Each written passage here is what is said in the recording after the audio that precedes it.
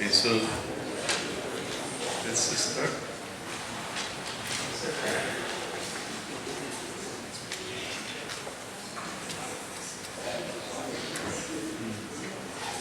Okay, so welcome back to everybody.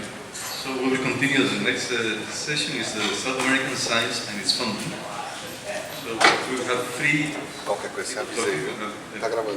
Miguel Ángel Blesa from the Ministry of Science and Technology of Argentina. Then Dr. Ángel from CONICET in Chile. And after that, Dr. Carlos Brito Cruz from Blesa. So it's a pleasure to welcome Dr. Miguel Ángel Blesa from MINSET.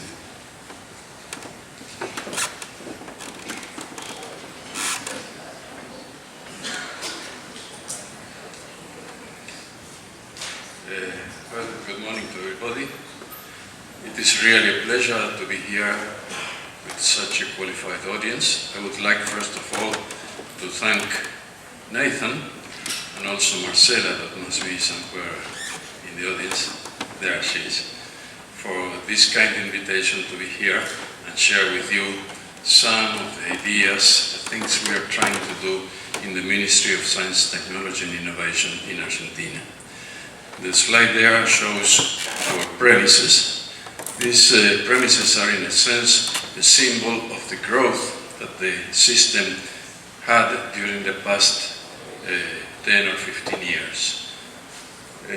We have there both the ministry, the funding agency, which is called the Agencia, the CONICET, that must be very well known to all of you, and also some institutes, one of them in cooperation with the Max Planck Institute in Germany, so they are top level institutes.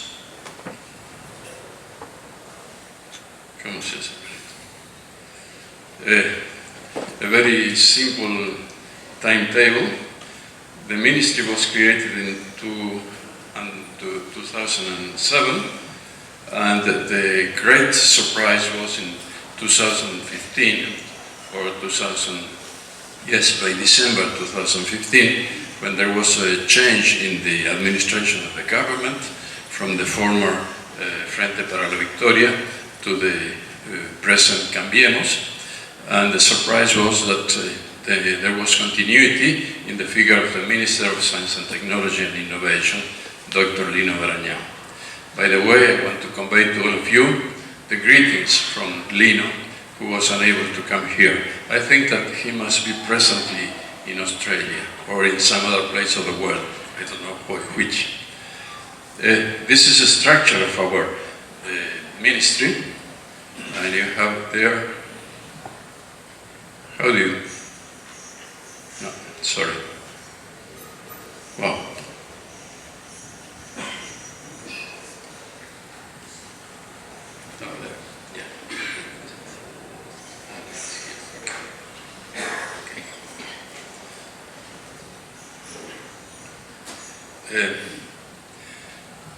The ministry has two secretaries, one for planning and politics. This is a secretary where I am in charge of, and there is another secretary for articulation of science and technology.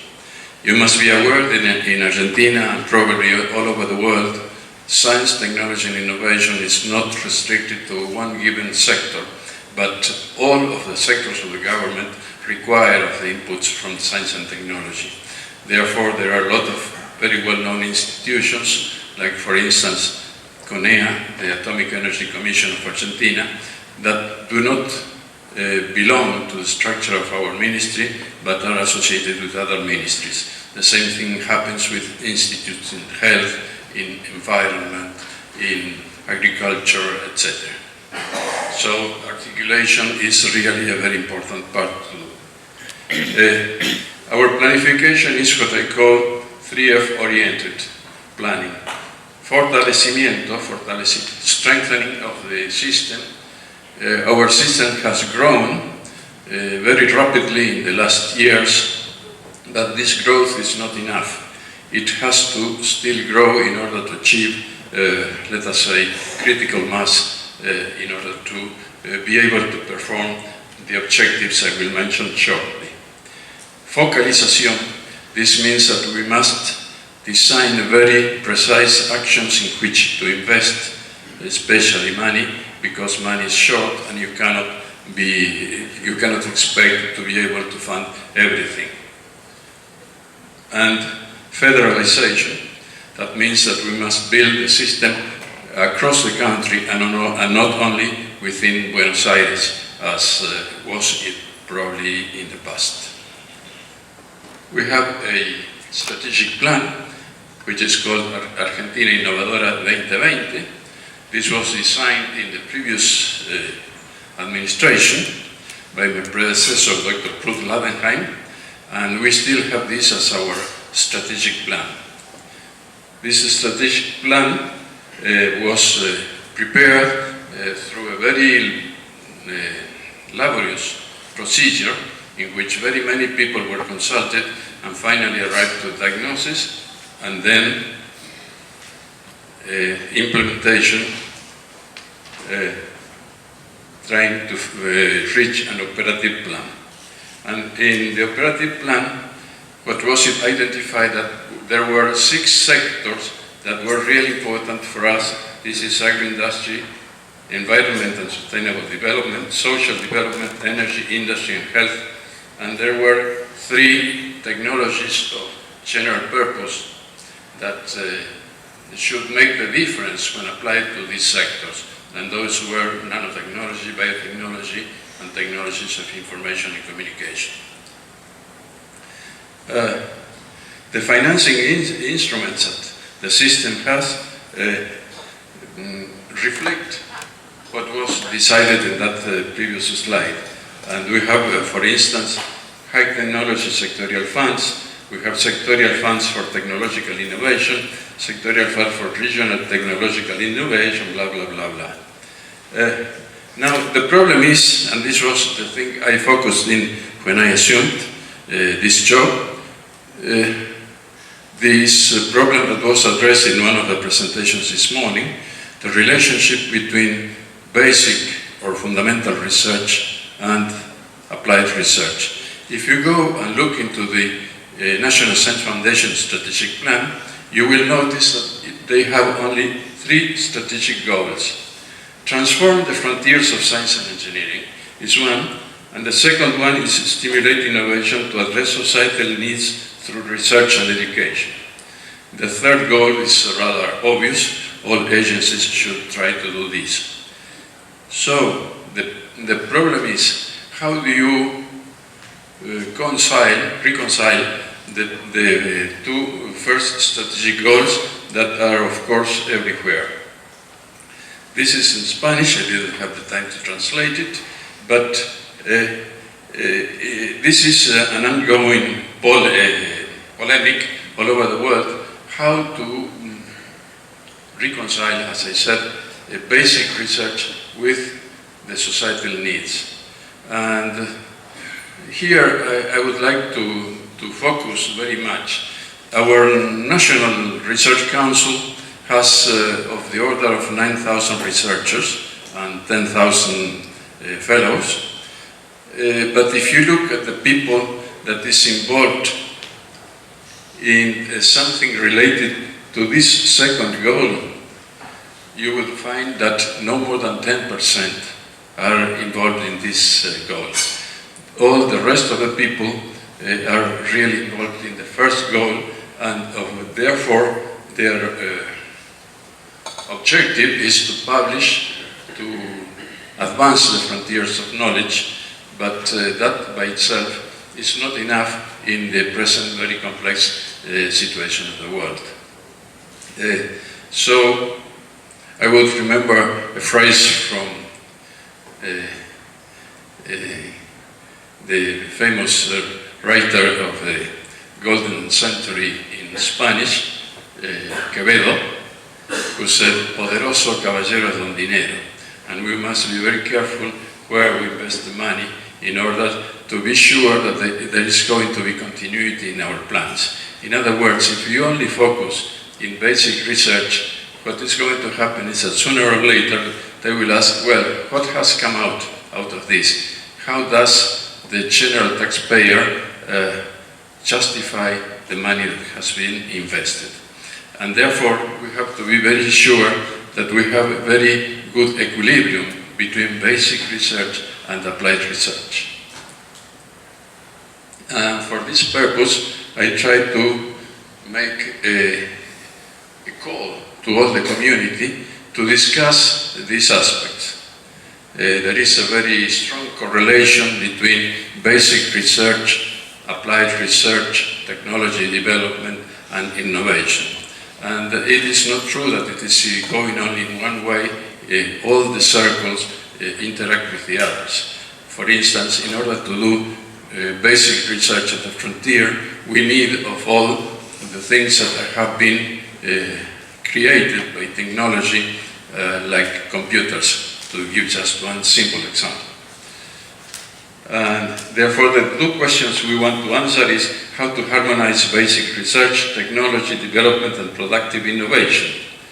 And with this, how to promote equilibrium in the development of human resources for the same purpose. We carried out a diagnostic study of the situation in Argentina, and the main conclusions were like this. There is a good level in fundamental research, basic research in several areas. Of course, physics is one of them in Argentina. Another one is biological sciences. Those two are really very good. There is a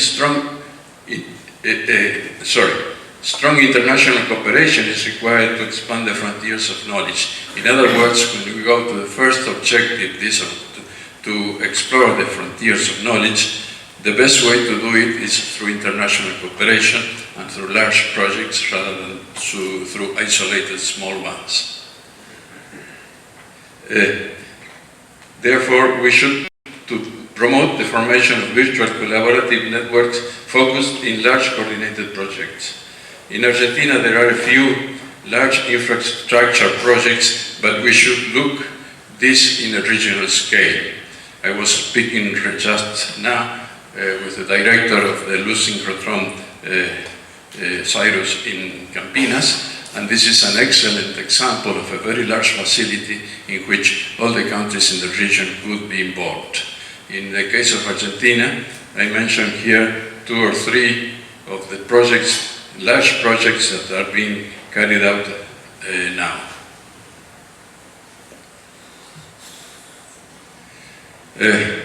Also, we find out that more efficient mechanisms are required to encourage scientists to participate in the second goal.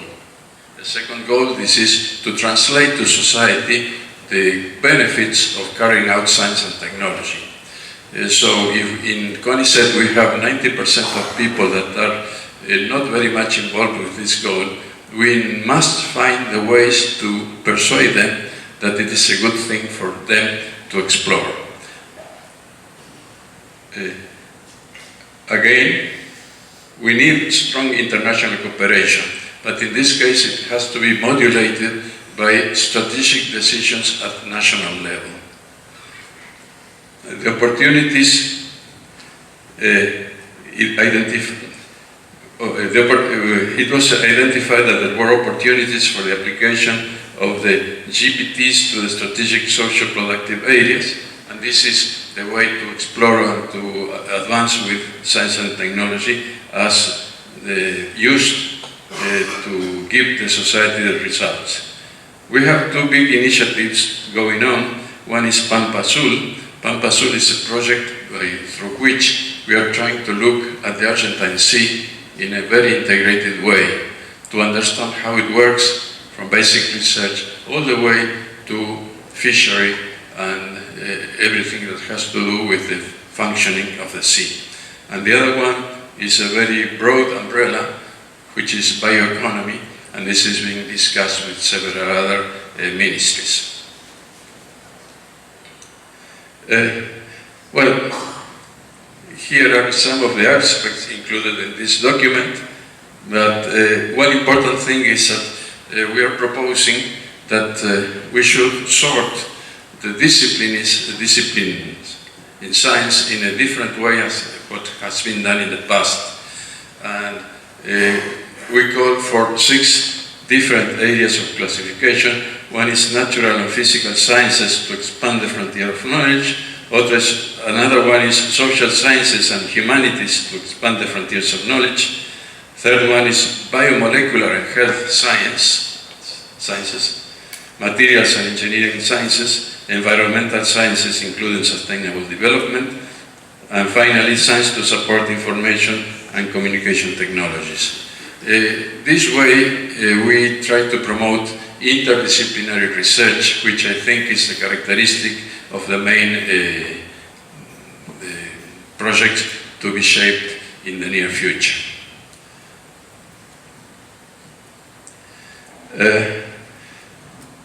Well, we think that there should be strong prioritization as a function of quality, measured in the case of the first goal through its impact on the expansion of the frontier of knowledge, in the second goal through its contribution to the transfer of science and technology products to the society. So both objectives are legitimate and they should be carried out.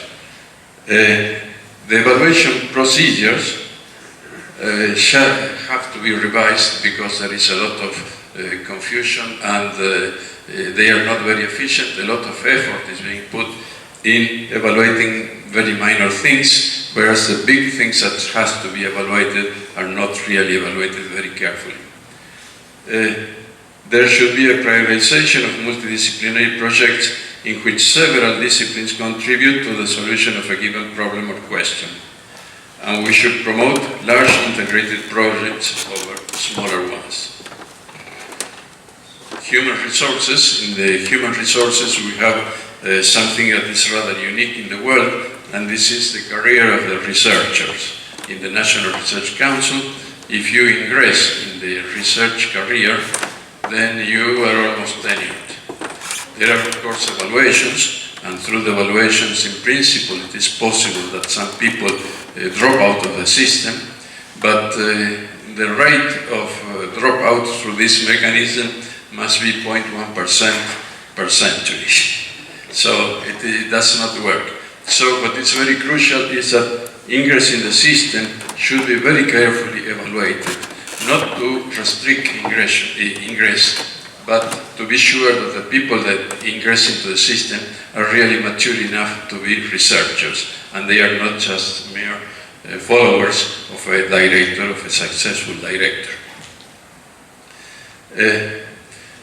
Evaluation and promotion should be done using indicators that correspond to the type of activity you are doing. If you are exploring the frontiers of knowledge, of course you will use indicators such as the impact of the work you have done in the scientific community. But if you are transferring your knowledge to society, then you must be evaluated using other parameters.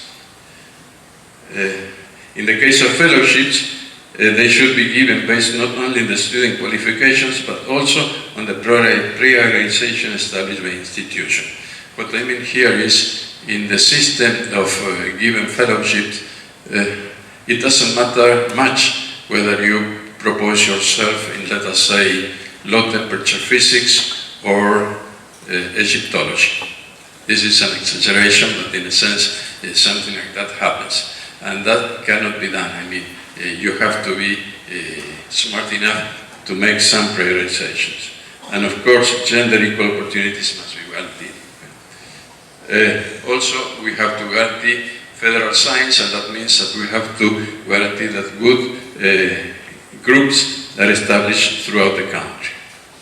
I will skip this one and this one, and I will mention that we are also trying to analyze what is happening with the scientific publications in Argentina.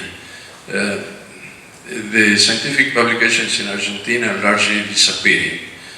This could be good, but I think that we must be good enough to understand if there is some niche of opportunity, some type of publications that have to be promoted and have to be funded.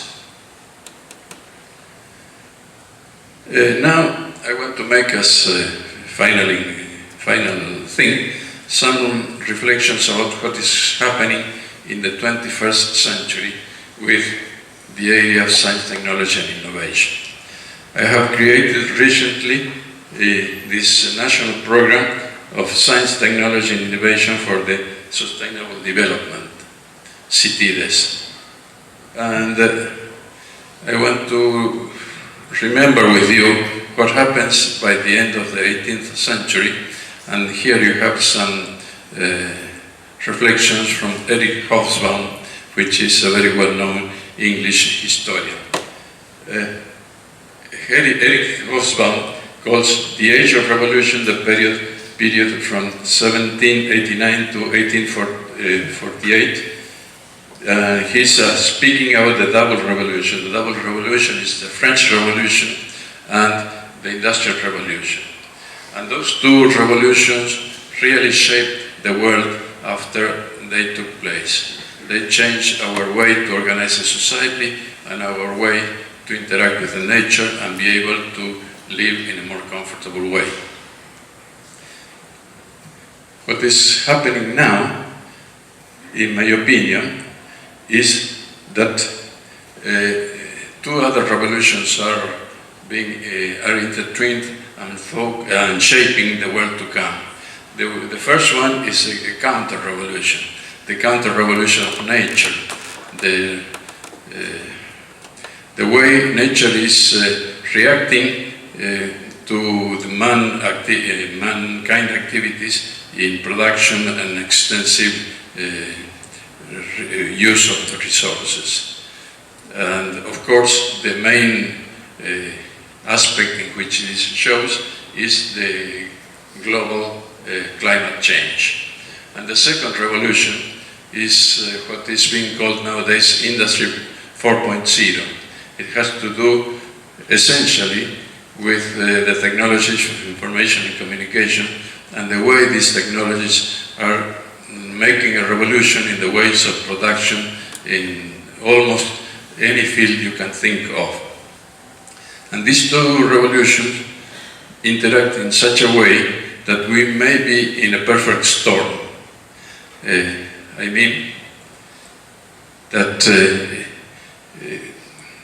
we have to focus that everything we do should be in line with the 17 objectives for the sustainable development of the United Nations for 2030. If all technology, all new innovation is really not neutral from the point of view of how it impacts on the societies. We are seeing very strong changes in society nowadays that are really the reflection of what globalization has brought to our countries. I think it is not exaggerated to say that the Gini index is growing all over the world.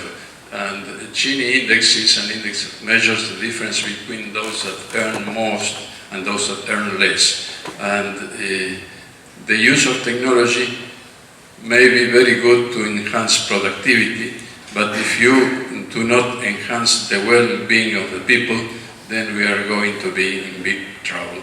And therefore, all we have to plan has to be done taking into account that this is changing very fast and we have to do things accordingly.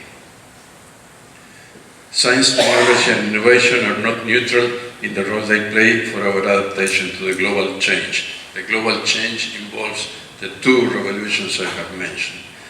The complex interactions between technology and society in the framework of the global change requires careful analysis that should impact scientific policies. Sustainable development requires strong interdisciplinary actions that require interministerial coordination. And this is one of the aspects that is being pursued very carefully in our administration. Scientific sector should offer tools to policymakers in all areas of government, and all areas of government require the involvement of scientists and scientific institutions to adequate research programs needed to be formulated. And this is all, and I thank you very much.